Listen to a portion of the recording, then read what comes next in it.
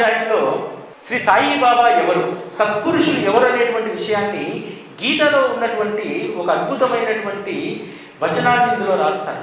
శ్రీకృష్ణ పరమాత్మ చెప్తారు భగవద్గీతలో ఏమని, సత్పురుషులందరూ కూడా నా ప్రతిరూపమే అంటారు. నా ప్రతిరూపం కాదు, సత్పురుషులు నా ప్రతిరూపం అంటే వాళ్ళు తక్కువ అవుతారు. వారు నా ప్రతిరూపం మాత్రమే కాదు, వారు నా యొక్క ప్రతిబింబాలు అని అంటారు. నా ప్రతిబింబం వాళ్ళు. నా ప్రతిబింబం నీడ ఎక్కడైనా పడితే అది నాదే కదా, నాకు ఇంకో ప్రతిరూపం లేదు. సత్పురుషులు 100% నా ప్రతిబింబాలే అని అంటారు. అంతేకాదు ఈ 11వ అధ్యాయం మనందరం కూడా రుద్రాధ్యాయంగా దీన్ని భావించవచ్చు. ఎందుకంటే బాబాకు పంచభూతాల పైన ఉన్నటువంటి పట్టు ఈ అధ్యాయం మనకు తెలియజేస్తుంది. ఈ అధ్యాయం ఏ విధంగా అయితే సృష్టికి స్థితి లయకారకునికి ఎంత అధికారం ఉంటుందో ప్రకృతి పైన, పంచభూతాల పైన బాబాకు అంత అధికారం ఉంది. ఇందులో ఒక ప్రస్తావన ఉంటుంది, షిరిడీలో విపరీతమైనటువంటి గాలి వాన తుఫాన్ వస్తుంది.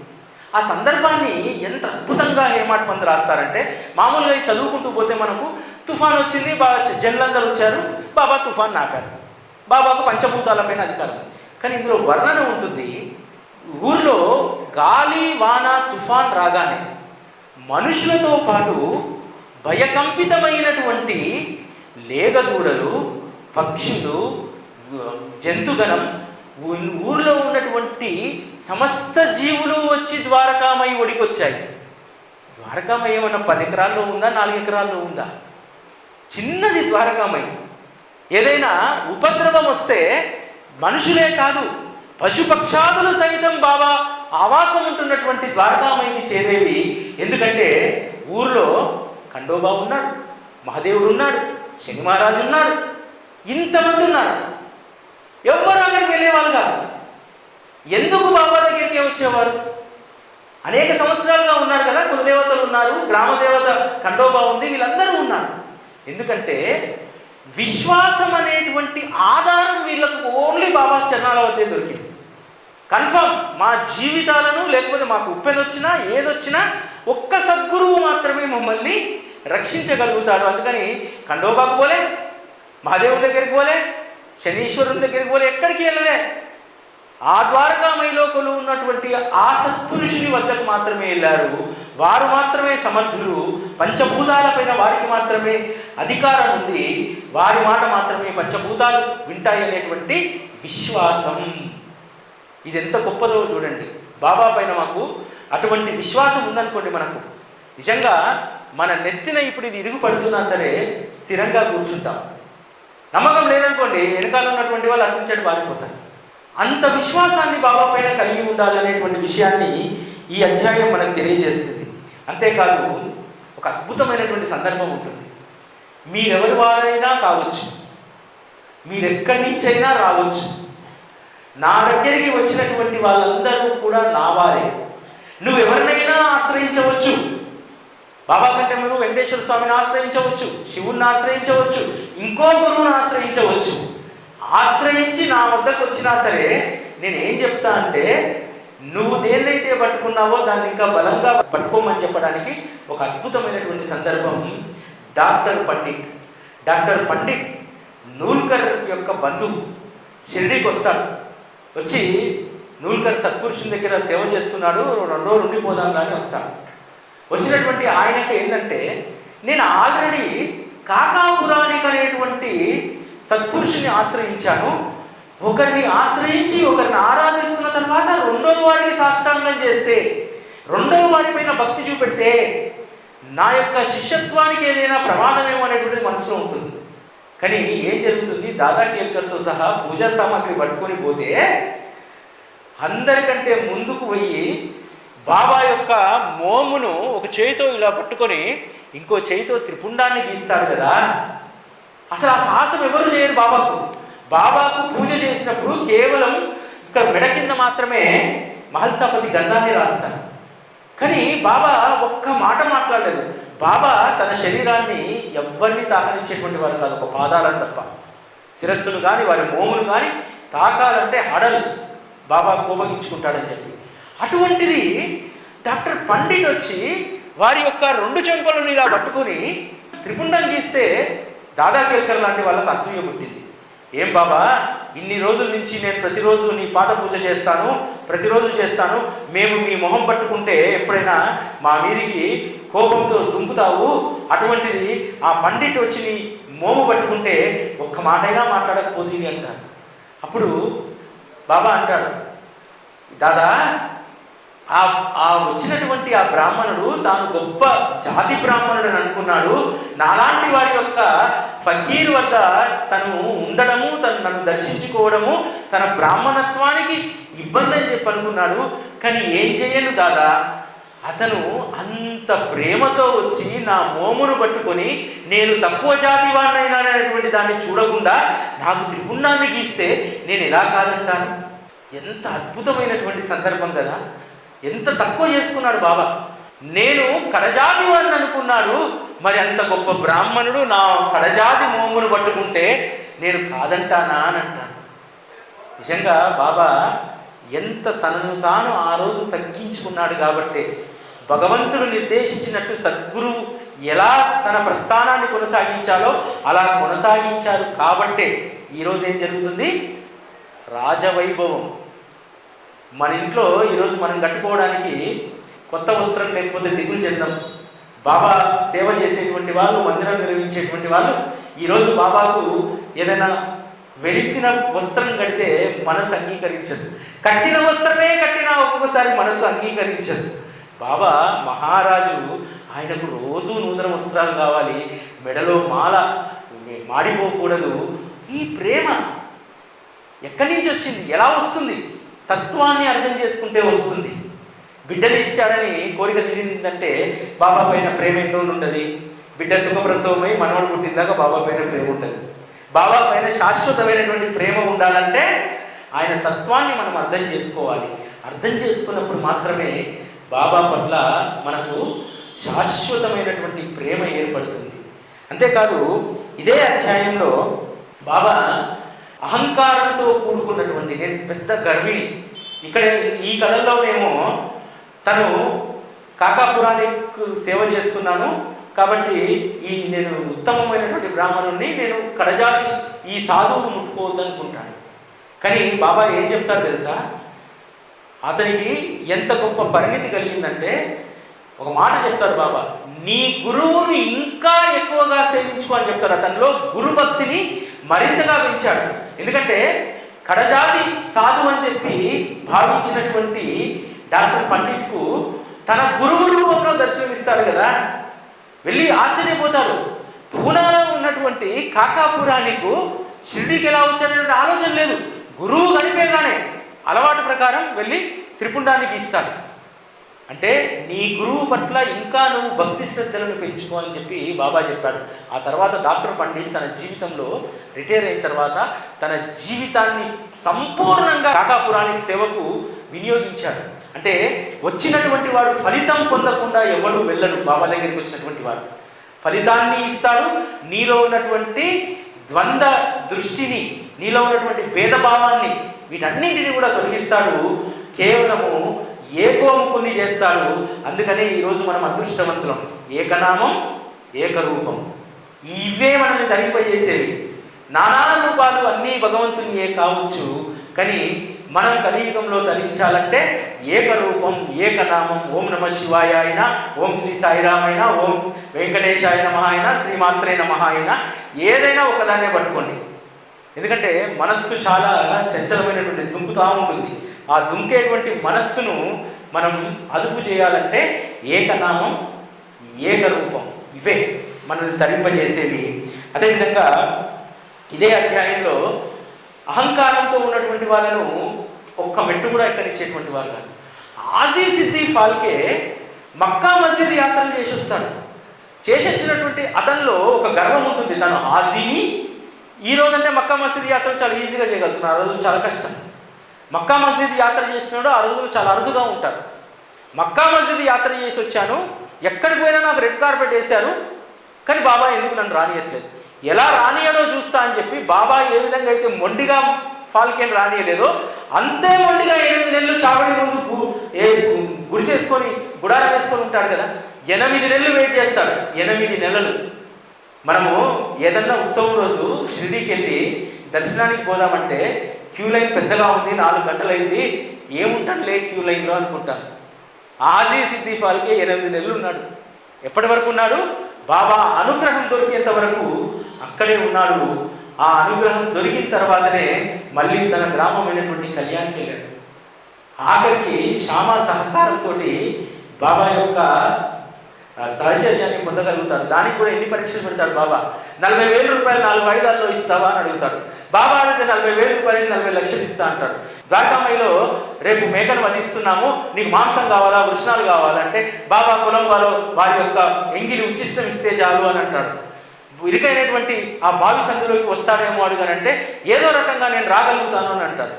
ఆ తర్వాత బాబా విపరీతమైనటువంటి ఆగ్రహం చూపెట్టి తర్వాత ఆప్యాయంగా పిలిచి పళ్ళు అమ్మడానికి మామిడి పండ్లు అమ్మేటువంటి వ్యక్తి వస్తే ఆ మామిడి పండ్లు గంపడి మామిడి పండ్లు కొని అతనికి ఇచ్చి చేతిలో 55 రూపాయలు పెట్టి అతన్ని కళ్యాణికి పంపిస్తాడు. అంటే నీలో అహంకారం ఉన్నటువంటి రోజు నువ్వు బాబా సహచర్యంలోకి వెళ్ళలేవు, బాబా ద్వారకామాయి మెట్లు ఎక్కలేవు అనేటువంటిది ఆ రోజు భక్తులు ఉన్నటువంటిది. కానీ ఈరోజు మనకు ఎంత స్వేచ్ఛ ఇచ్చాడంటే బాబా, వెళ్తాం దర్శనానికి, వెళ్ళినప్పుడు కూడా మనసులో రకరకాల ఆలోచనలు, ద్వారకామాయి మెట్లెక్కుతూ ఉంటాం, ఎక్కుతున్నప్పుడు కూడా ఇతరులపైన ద్వేషభావము ఏదో రకరకాలే గుర్తొస్తూ ఉంటాయి. అయినా సరే దయామయుడైనటువంటి బాబా మనల్ని ఆ ద్వారకామాయి మెట్లెక్కనిస్తున్నాడు. ఈరోజు బాబా చాలా తన యొక్క ఆంక్షలను బాగా సడలించుకున్నాడు కాబట్టి మన మనసులో ఏమున్నా ఆయన దగ్గర రాగలుగుతున్నాం. ఆ రోజు అట్లా కాదు. మన ఎవరి మనసులో అయితే దురాలోచనలు ఉంటాయో వారిని ఎవరినీ కూడా ద్వారకామాయి మెట్లు ఎక్కనీయలేదు. కాబట్టి ఈరోజు బాబా మన పట్ల ఎంతో కరుణ, ఎంతో ప్రేమను ఆయన చూపెడుతున్నారు. అదేవిధంగా ఏ అధ్యాయానికి రాయనటువంటి ఫలశ్రుతి ఈ 11వ అధ్యాయానికి రాయడం జరిగింది. ఎంత అద్భుతంగా ఉంటుందంటే అమ్మ, చాలామంది బాబా మార్గంలో 11వ అధ్యాయం ప్రాధాన్యత తెలిసిన వాళ్ళు ప్రతిరోజు పారాయణ చేస్తారమ్మ 11వ అధ్యాయం.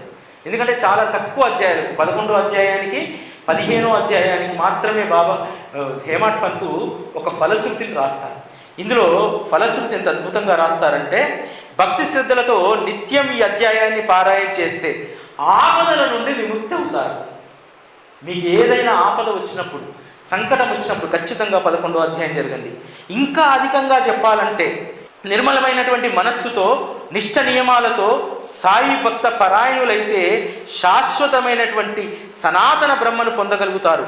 అసాధ్యమైన మీ అభిష్టాలను కూడా తీరుతాయి. చివరకు పూర్తిగా ఏ కోరిక లేని వాళ్ళు అవుతారు.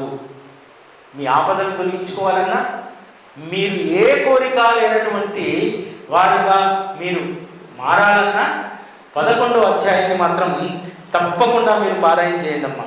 అంతేకాదు, ఈ అధ్యాయం పారాయణ చేస్తే చాలామందికి ఎన్నో సంకటాలు తీరినటువంటి వాళ్ళు, ఎన్నో రకాలైనటువంటి ఇబ్బందుల నుంచి బయటపడినటువంటి వాళ్ళు 11వ అధ్యాయం చదివినటువంటి వాళ్ళకి అందరికీ కూడా అనుభవమే.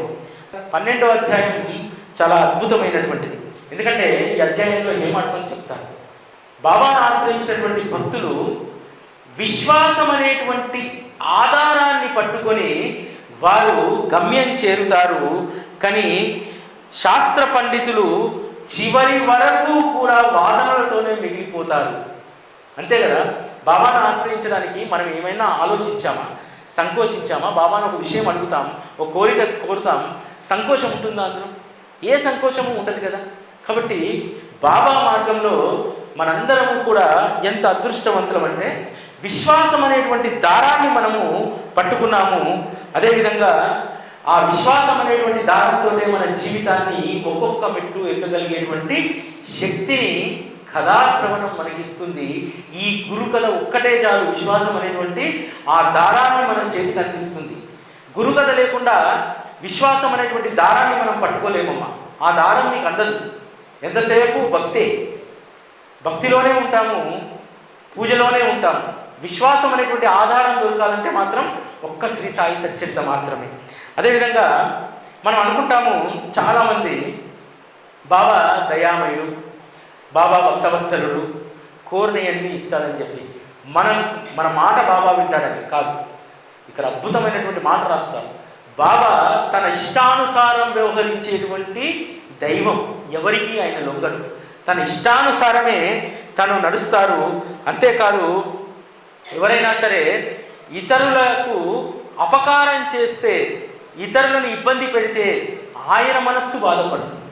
ఇంకొక అద్భుతమైనటువంటి కథ ఇందులో ఏముంటుందంటే, బాబా ఎప్పుడూ కూడా మన కర్తవ్యాలను బోధిస్తూ ఉంటాడు. ఆ కర్తవ్యాలు మనం త్రికరణ శుద్ధిగా చేయాలంటారు. చాలామంది పని కొట్టి బాబా సేవకు వస్తారు. కాదు, పని పూర్తయిన తర్వాత బాబా సేవకు రావాలి. చాలామంది అయ్యో నాకు బాబా పైన బెంగ పుట్టిందండి, ఆఫీస్కో స్కూల్కో ఉద్యోగం చేసే చోట సెలవు పెట్టి షిరిడీకి వెళ్ళిపోతారు. కాదు, నీ కర్తవ్యాన్ని నిర్వర్తించకుండా ఆయన దర్శనానికి వెళ్ళడం అనేది సరైనటువంటిది కాదు.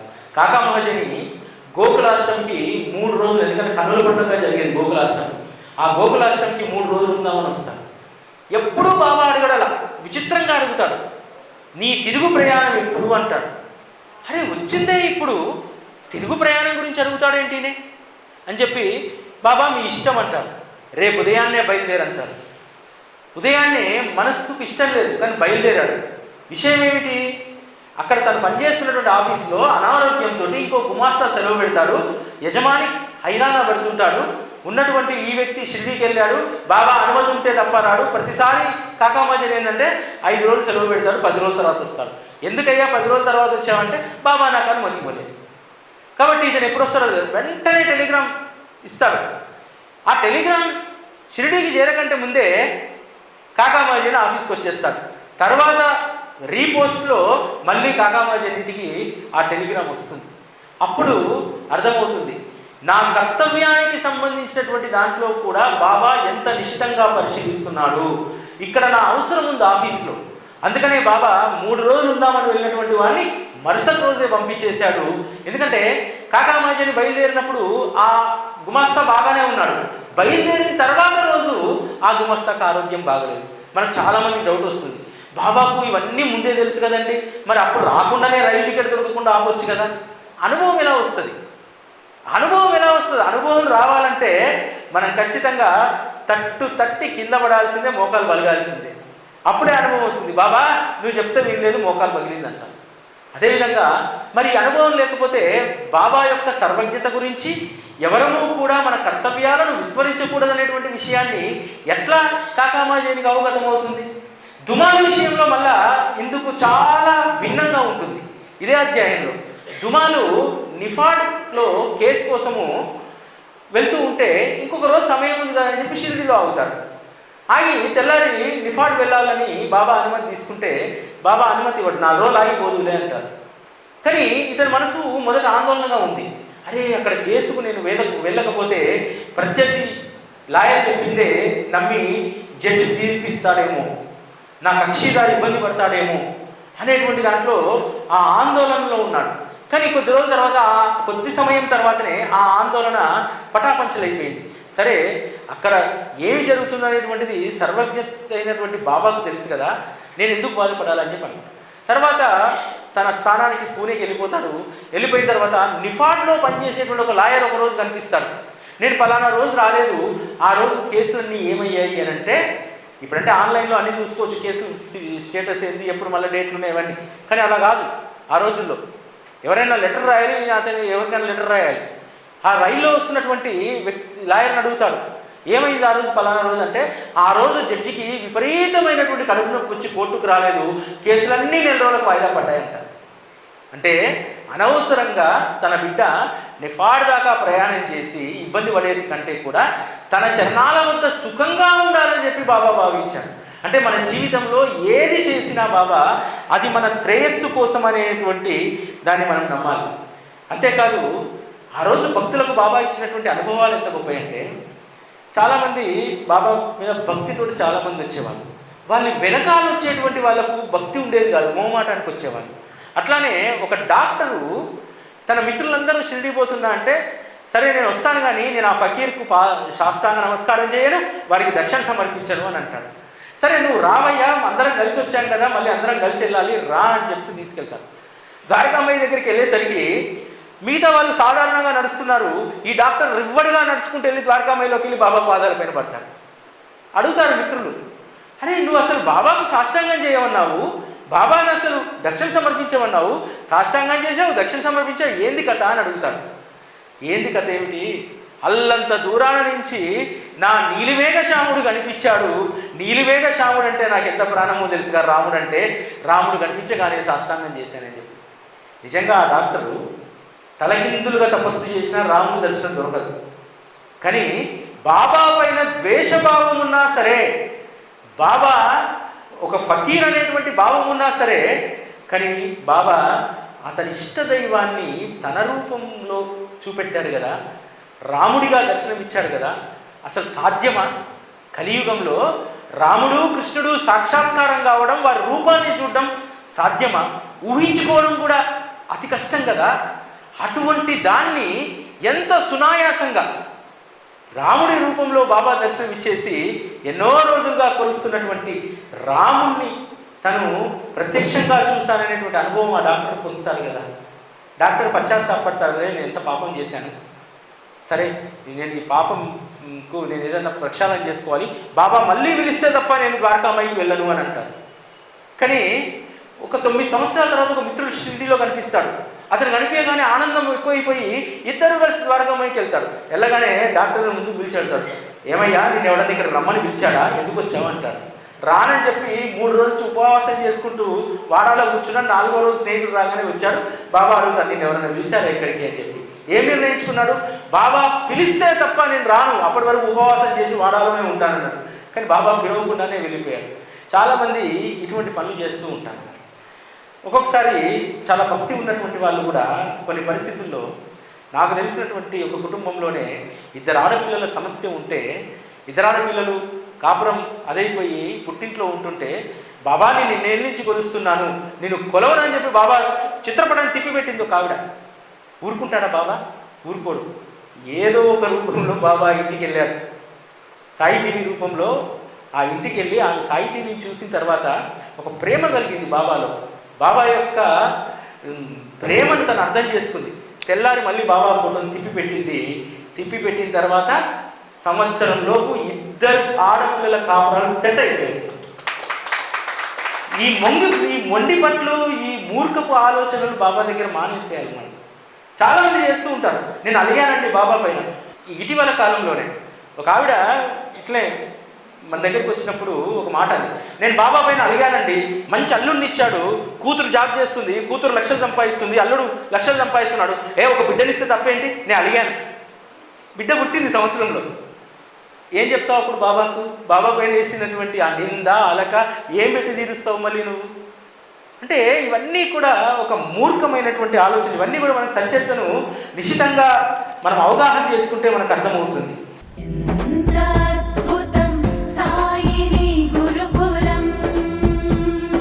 శిక్షణే తప్ప శిక్షలు లేని శరణాగతి సౌదం.